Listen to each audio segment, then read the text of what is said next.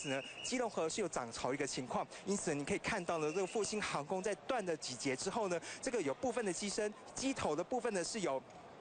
机头的部分呢是有埋在水里的状况，而且呢，现在水位呢似乎呢是有越来越高的一个情况。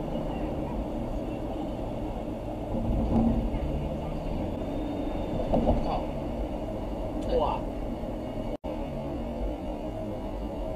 哇！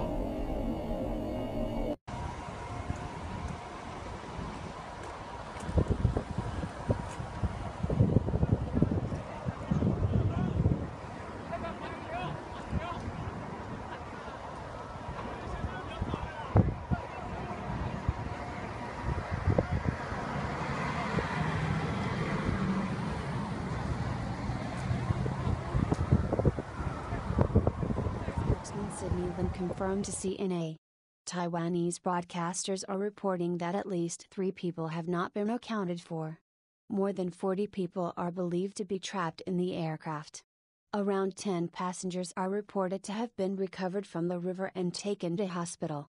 17 others, including 2 children, have been sent to hospitals in New Taipei City, which encircles Taipei, reported Reuters and Taiwan's United Daily News.